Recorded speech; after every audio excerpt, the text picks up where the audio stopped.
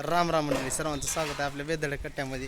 आजची सुंदर अशी सकाळ माझ्या आणि आमचे परमित्र सुजल पाटील यांच्यासोबत झालेली आहे. आम्ही या ठिकाणी सुंदर असं दिवस म्हणण्याचं कारण असं आहे की आज आम्ही आलो तांबरवाडी या ठिकाणी आणि अतिशय सुंदर असा दिवस जाणार आहे. कारण परमपूज्य श्री या ठिकाणी आपले सर्वांचे गुरुवर्य असणारे लालगीर महाराज यांच्या मठात सुंदर असं त्यांचं दर्शन तीन घेऊन आम्ही आलो.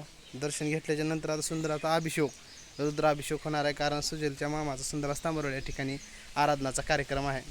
या ठिकाणी सुजलला जर पाहत असाल तर एकदम एक राजशाही एक रुबाब तुम्हाला या ठिकाणी दिसत, कारण नावातच पाटील आहे, विशेष नाही. या ठिकाणी सुंदर असं दर्शन तीन आमचं झालेलं आहे. आणि आज मोठा कार्यक्रम म्हणायला हरकत नाही. सुंदर असं जेवणाचं आराधना म्हणलं तुम्हाला समजलं असेल. अभिषेक तीन करून सुंदर अशी महाआरती आहे. या ठिकाणी आपण आत्ताच तांबरवाडीमधील गुरुवर्य म्हणजे सर्वांचे एक दैवत या ठिकाणी परमपूज्य लालगीर महाराजांच्या समाधीकडे आपण आलो.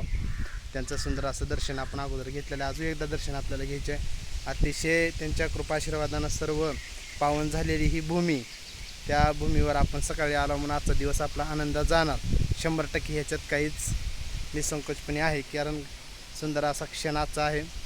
भरपूर असं आपल्याला आजचा व्हिडिओ बनवायचा. असे काही तुम्ही जर या ठिकाणी झाड तीन वृक्ष पाहत असाल तर बुड पाहूनच ओळखू शकता की बाबा किती प्राचीन सुंदर सुंदर असे या ठिकाणी आहे. जिथं जुने गावं आहेत त्या ठिकाणचं वातावरण वेगळं आहे. तुम्ही पाहू शकता मित्रांनो, अतिशय छान थंडगार, किचलं घेऊन राहू द्या, एकदम नंबर एक आणि थंड मनाला शांती देणारं स्थान म्हणजे या ठिकाणी आपले परमपूज्य लालगीर महाराज यांच्या मठास्थानी आहे. कारण इथं आल्यानंतर सर्व चिंता दूर होऊन अतिशय निसंकोचपणे माणूस अतिशय आनंदात राहू शकतो. कारण मी सतत येत असतो, तर आज म्हणलं जरा छोटासा ब्लॉग बनवावं. आपल्या तांबरवाडीच्या आजूबाजूच्या परिसरामध्ये सर्वांना तर माहीतच आहेत की बाबा परमपूज्य आपले लालगीर महाराज कोण होते, गुरुवर्य. तर सर्वांना यांची माहिती कळली पाहिजे की बाबा भरपूर असे साधू संत आपल्या या ठिकाणी पावननगरीमध्ये होऊन गेलेले आहेत. त्यांची माहिती जनजागृती पूर्ण अख्ख्या महाराष्ट्रात, मराठवाड्यातच नाही तर पूर्ण जगामध्ये, देशामध्ये झाली पाहिजे. हाच माझा व्हिडिओमधून हेतू असतो मित्रांनो. तर अशा पद्धतीनं मी आणि सुजल या ठिकाणी सुंदर असं आमचं दर्शन झालेलं आहे. सुंदर अशी सकाळ झालेली आहे. तर अशा पद्धतीने इथून पुढचा प्रवास आपल्याला करायचा. छोटासा ब्लॉग कसा वाटला का आणि सांगत चला. तर राम राम, जय श्रीराम.